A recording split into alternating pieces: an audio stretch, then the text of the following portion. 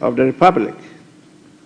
Endow members of Parliament and ministers of state with discernment and vision, integrity and courage, that through the labors of government, this land and people may be well and truly served, and their good purposes for the common human life be realized in our midst. O God, grant us a vision of our country, fair as it might be, a country of righteousness, where none shall wrong his neighbor, a country of plenty, where evil and poverty shall be done away with, a country of brotherhood, where all success shall be founded on service, and honor shall be given to the deserving, a country of peace, where government shall rest on the will of the people and the love for the common good. Bless the efforts of those who struggle to make this vision a living reality. Inspire and strengthen our people, that they may give time, thought, and sacrifice to speed the day of the coming beauty of Ghana and Africa. Amen.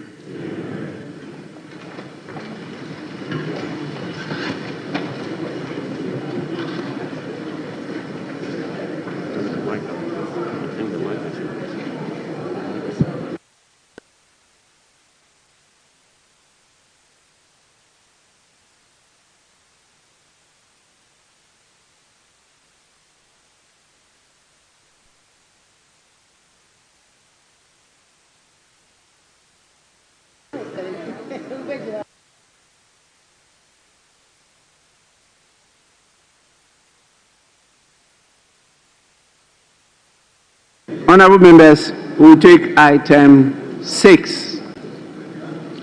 Item 6. Collection of votes and proceedings and official report. We start with the collection of votes and proceedings of Friday, 7th March 2025. Page 1, page 2, page 3, page 4, page 5, page 6, page 7, page 8. Yes, honorable member.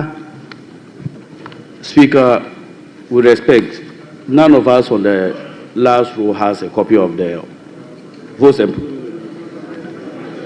No, they haven't uploaded it. It's not on it.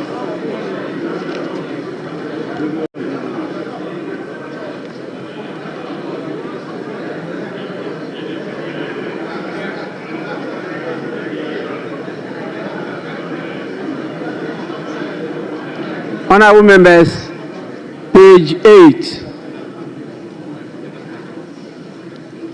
Yes. Thank you very much, Mr. Speaker. Mr. Speaker, page 8. For consistency's sake, item 6A, Methodist Girls High School, Mamfi, from Equiapim. Equiapim here has been spelt with an E. However, if you go to page 262, the constituency, Equiapim has been spelled with an I. So I don't know whether it's the I or the E that's the correct. Yeah, just for consistency. Thank you, Mr. Speaker.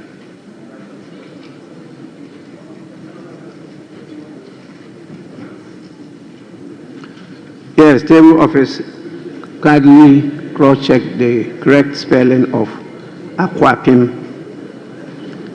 Aquapim with regard to the constituency, not the general term Aquapim, the proper spelling of the name of the constituency.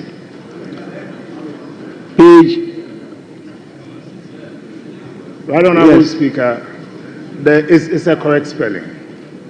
Which one is the correct with an spelling? E. So what about page 2 when it's an I? The Electoral Commission designated it as an I, but for the school, I am not interested in the Electoral Commission. I'm interested in the correct spelling. the correct spelling is an E.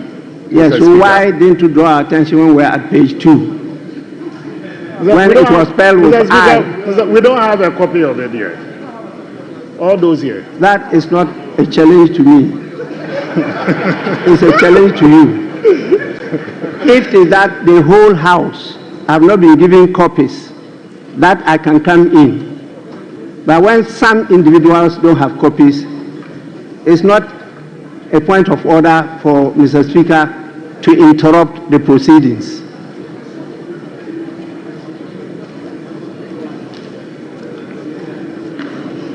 Yes. Minister for Foreign Affairs.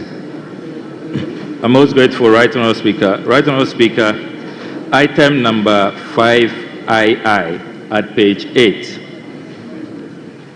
The communication from His Excellency the President informing the House that the Honourable Mohammed Mubarak Muntaka has been assigned additional ministerial responsibility for national security. Mr. Speaker, the additional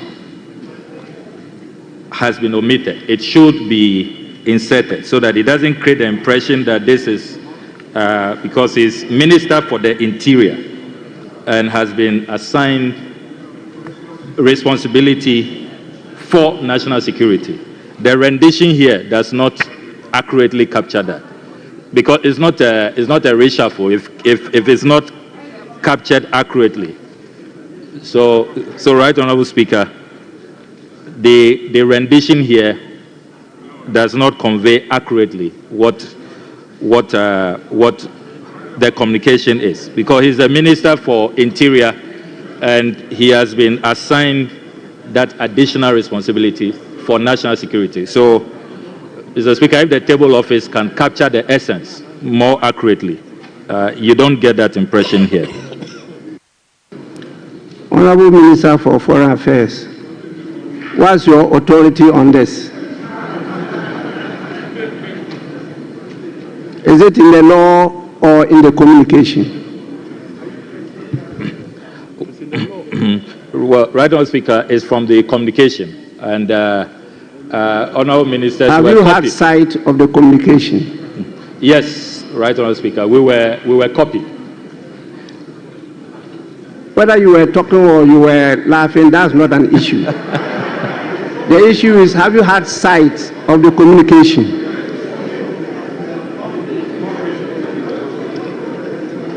You are Yes, sure? Mr. Speaker.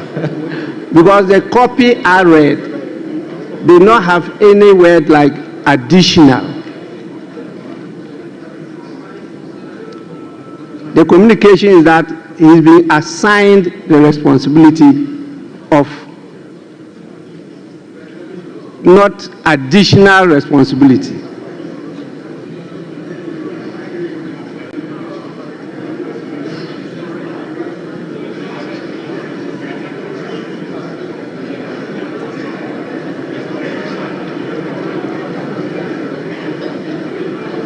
So, Minister, you are out of order.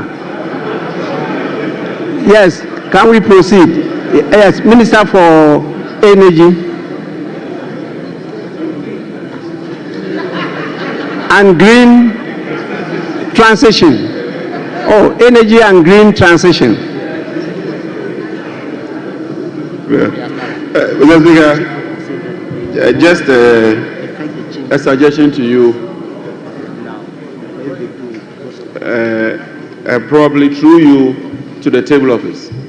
It's true that not all of us have had copies of the, not the order paper, the votes and proceedings. Mr. Speaker, under your able leadership, you provided us with very, very beautiful and working computers. So maybe I thought that I could appeal to you if you could direct the table office to make available next time the votes and proceedings on the computer, at least without even the paper copy, we can easily follow on the computer and make comments and suggestions as necessary.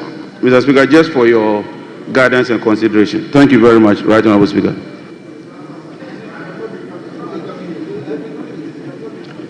Honourable members, the structure we are using as the Chamber of Parliament was constructed in 1964.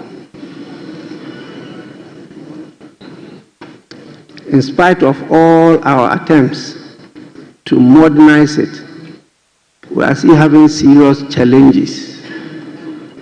And so it's not easy to unload some of the applications we have.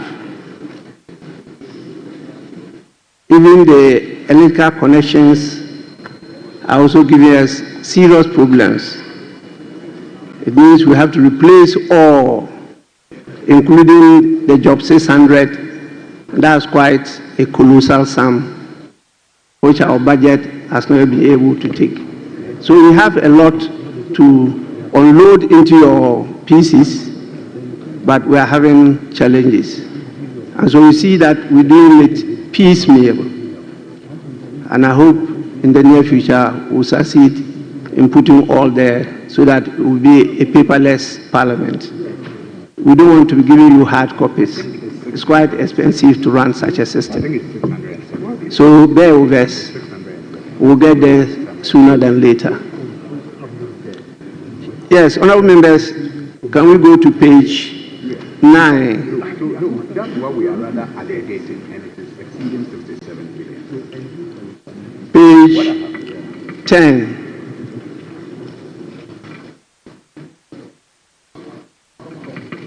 Page 11.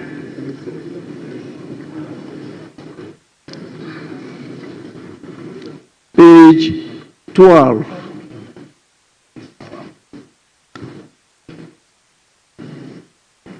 Page 13. Yes, honourable member.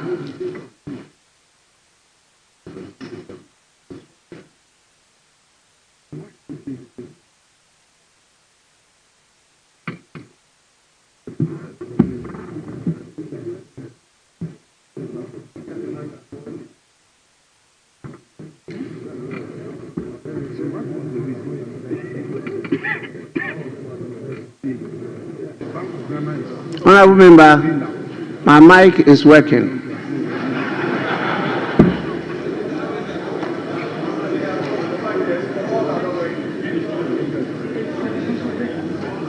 Honourable members, is it the case that your mics have stopped working?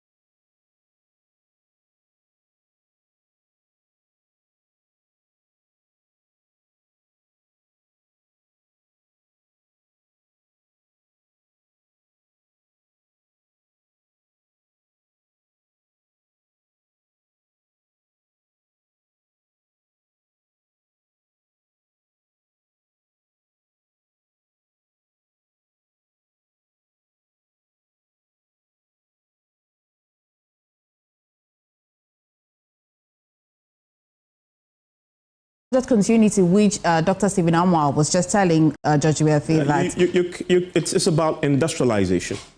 You can actually still fix the industrial challenges without having a policy that necessarily says you must have one district, one factory in every district. And we make the point earlier when that policy was introduced that does every district deserve a factory? It's a key question you need to ask yourself. What about the ones that have started and they're nearly but of course, those will be nurtured. You're not abandoning those that actually started. What you're saying is this government's policy is we don't believe that we need to put a factory in every district because you have a policy that says tick a box, then necessarily put a factory in a district, even though the district hasn't got what it takes to host a factory. The Commander Sugar Factory is a classic example of that. We built it there. They've learned their lesson, right? Yeah. I mean, it's the same government that did that. We built it there. You didn't have the raw materials around that could feed it. It's become... It went to hibernation, So now they're saying that lesson says you cannot put a factory everywhere. But you can actually then become a bit more strategic in where you're putting your factory, linked to raw materials, linked to labor. Then you're maximizing the outcomes from that factory. Then you save money to do other things. So then they're rationalizing that particular policy. And I remember a quick problem. So please bear that in mind. Thank you very much.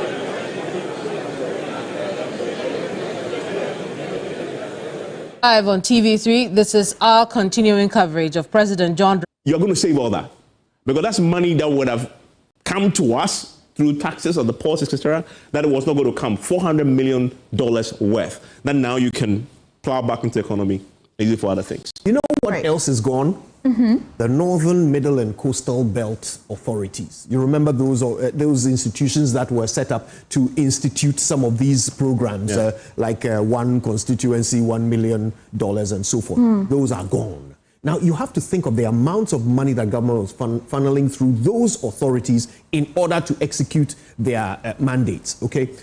Huge amounts of money. Those authorities are now non-existent. Government will institute anything that they were doing, which needs to continue, through the DCEs and MCEs. They believe there is no reason why that can't continue, why people can't still get to benefit from all of those initiatives without having to set up entire authorities and employ people to work there in order to execute these mandates.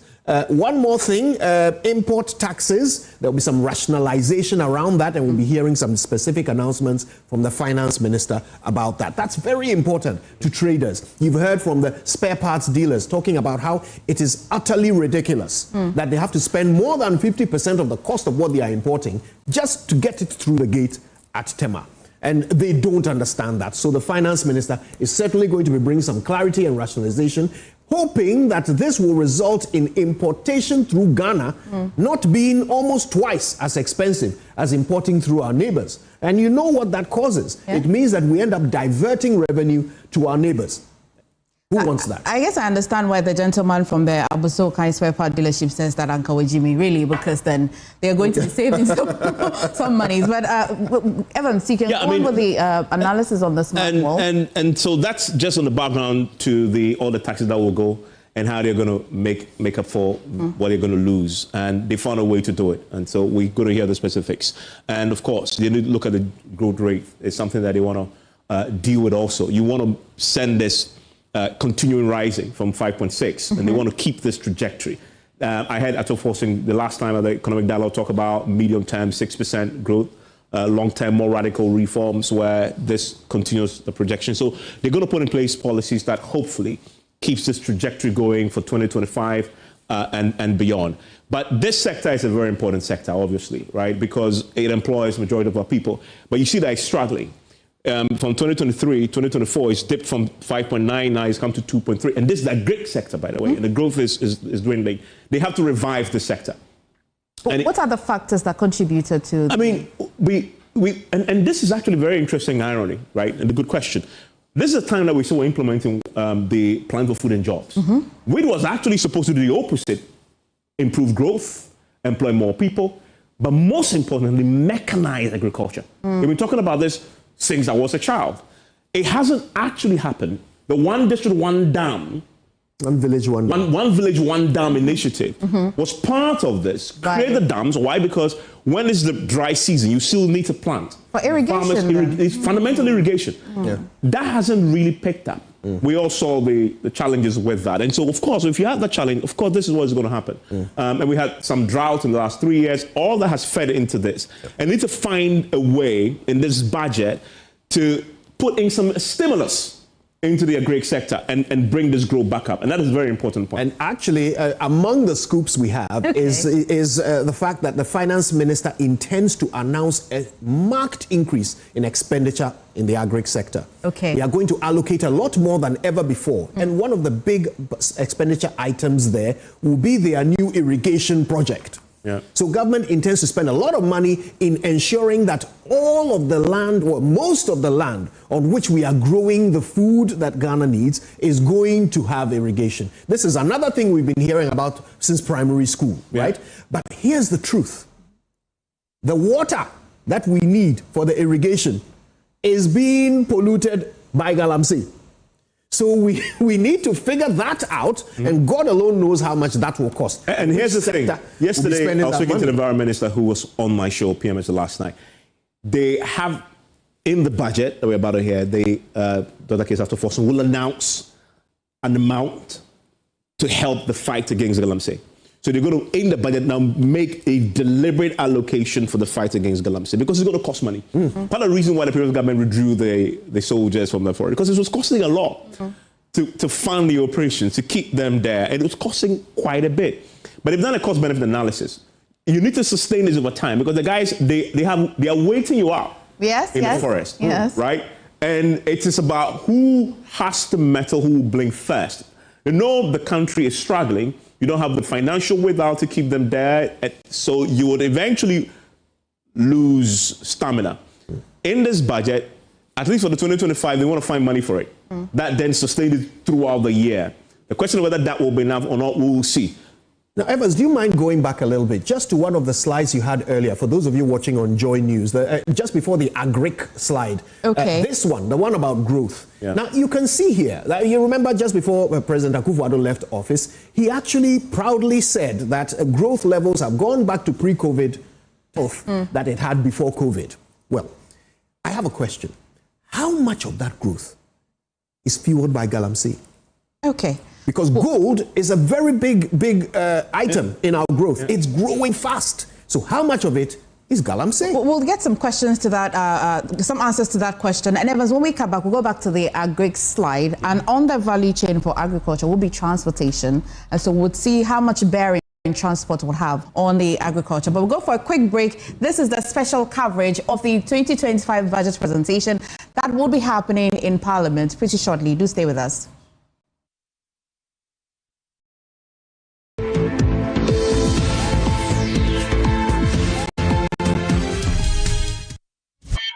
Me mankose me kwakwa kotutu me kwakwa kotobuo tikan me ni ejai before for say me o say for man don say me to bo bat ni ma am fa ba say no yo ne ko yi ko to bat ni usia ko fetuo and say kan boma omukoko jeleme chicken bringing rice. Can we use those money to direct, to invest, or to borrow to people who want to go into rice production, people who want to go into poultry production, people who want to go into maize and sorghum production, so that at a rate of 6% per annum. That is the way. That's the surest way that can cushion and that can benefit the people. All right. Thank you very much.